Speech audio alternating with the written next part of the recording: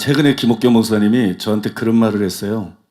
나라를 위해서 기도할 때 주님이 알려주시기를 몇 번을 알려주셨는데 문재인의 색깔과 정체가 드러나게 될 것이다. 스스로가 자기 색깔과 정체를 다 드러냄으로써 그래서 국민들이 등을 돌리고 그 세력이 무너지게 될 것이다. 그런 응답을 몇 차례 분명하게 받았다 그러더라고요. 그래서 자신은 그렇게 되게 해달라고 기도하고 있다. 그런 얘기를 했는데 실제로 이제 뭐 젊은이들도 돌아서는 사람들이 나오고 뭐 그런 조짐들이 보이고 있어요. 사실 문재인은 그동안 자기 정체를 충분히 드러내 왔어요. 비서실장 시절 때 이석기 완전 빨갱이죠. 이석기를 2번이나 사면한 사람이 문재인이에요. 그 다음에 북한을 주적이라고 말도 못하는 이런 사람이 문재인입니다. 그의 책에 보게 되면 베트남 공산화 때 희열을 느꼈다고 쓴 사람이 문재인이에요. 베트남 공산화 때 희열을 느낀 사람이면 대한 남한이 공산화 때도 희열을 느낄 사람 아니겠습니까?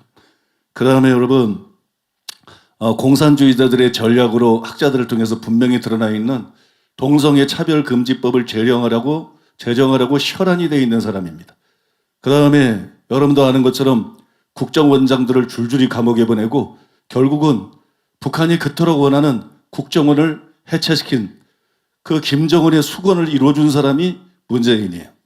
그 다음에 한미동맹이 굉장히 중요한데 한미동맹에 심각한 균열이 생기고 이제는 친중, 친러 정책을 펼치고 있는 사람이 문재인이에요. 초록은 동생이라고 동생은 아니죠. 동생이라고 왜 미국을 그렇게 싫어하고 왜 중국 앞에서는 그렇게 꼬리를 치는가? 개가 주인 앞에 꼬리를 치는 것처럼 그렇게 꼬리를 치는가? 이건 여러분 그의 정체가 분명히 드러나는 것입니다. 그 다음에 지지자들마저 반대하는 주사파 서열, 주사파는 완전 빨갱입니다. 돌로 쳐 죽여야 될 사람들이에요. 이 주사파 서열 1위가 임종석이에요. 그 임종석을 지지자들의 반대에도 불구하고 청와대 비서실장으로 앉힌 사람이 여러분 문재인입니다. 그가 여러분 자기의 정체를 충분히 저는 드러내왔다고 생각합니다. 그리고 지난주 호남 출신이에요. 호남 분이고 또 호남에서 현재 목회를 하고 있는 담임 목사인데 제 친구가 있는데 친구가 전화로 알려주어서 저도 검색을 해보고 알았어요. 그 친구가 그 사실을 알고 너무 분노해서 그 전체 성도들 앞에 그 얘기를 하고 막 그랬다 그러더라고요. 그럼 무슨 말이냐 그러면 문재인이 빨갱이 사상가인 신영복을 존경한다. 이런 커밍아웃을 했다는 거예요.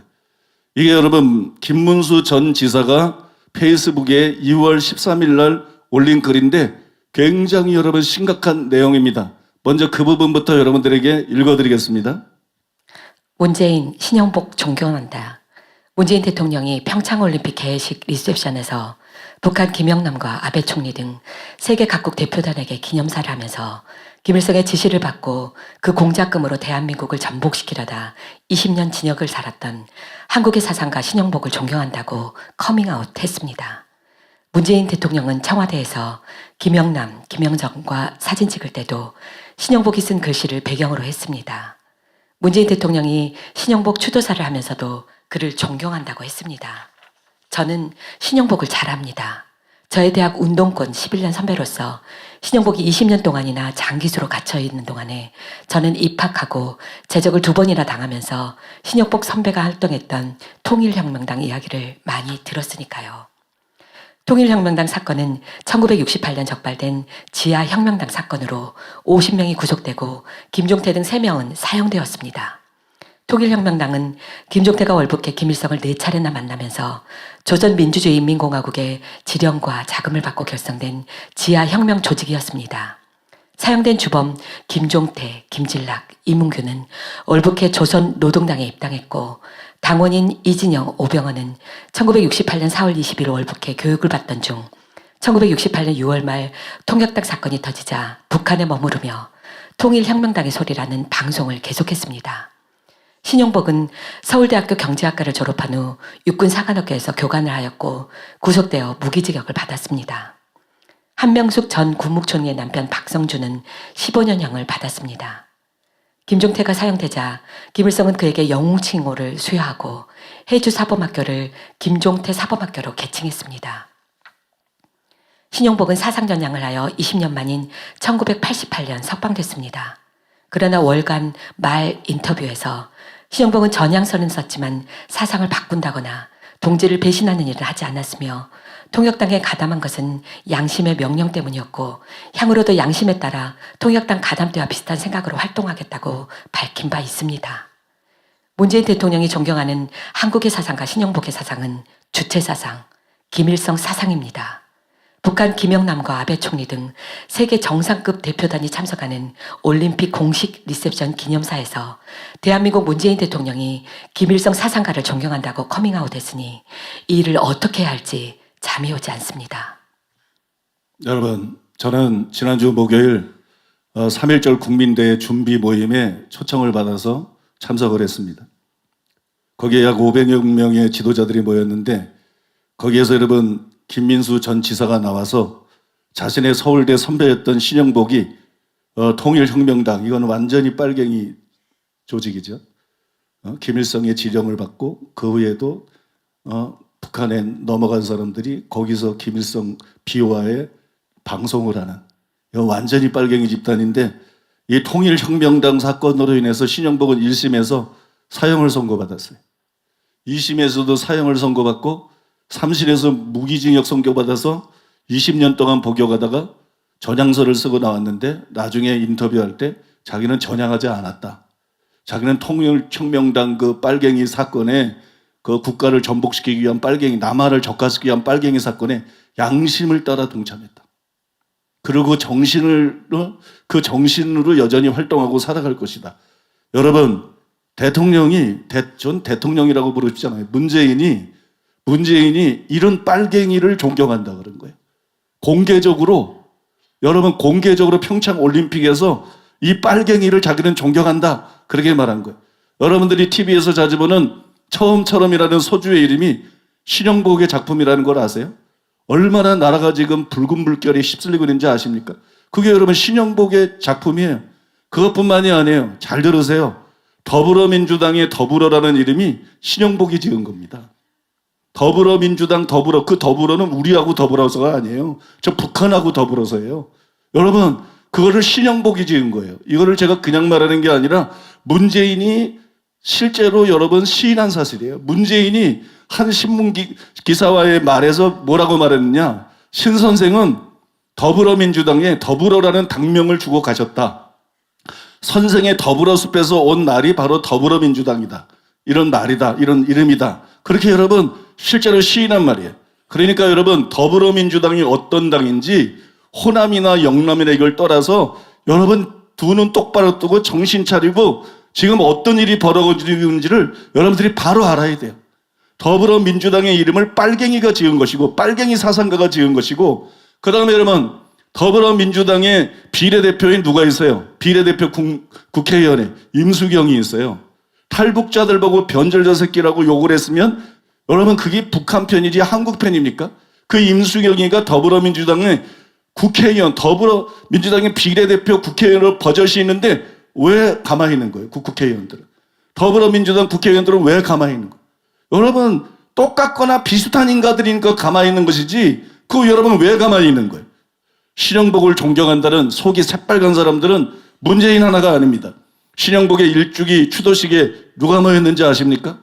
문재인뿐만이 아니라 안희정 충남도지사, 심상정 정의당 대표, 조희연 서울 시 교육감, 이재정 경기도 교육감 이런 사람이 참석했어요.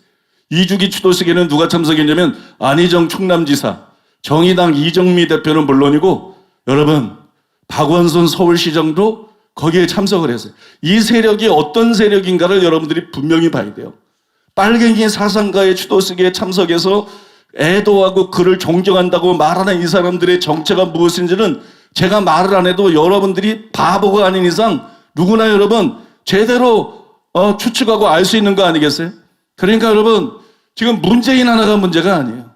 문재인 하나가 문제가 아니고 사상적으로 선을 이미 넘어가 버린 당들이 2개나 있어요. 정치인들이 너무 많아요. 그런 인사들이 이 나라의 곳곳에 너무 많아요.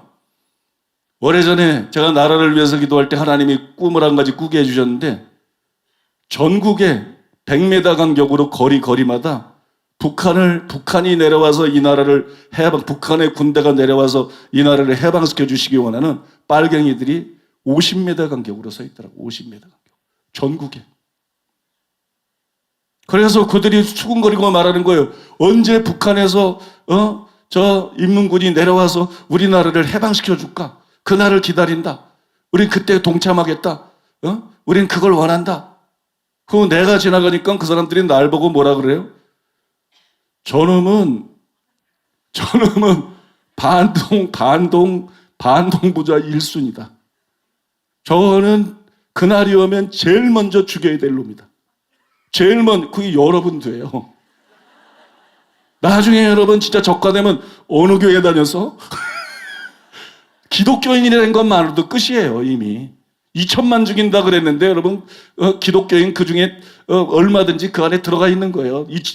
적화되면 김정은이가 2천만 명은 죽인다 그러지 않았어요? 그런 살인마 아닙니까? 그러니까 여러분 어느 교회 다녀서 사랑하는 교회, 지금 이단 시비는 아무것도 아니에요.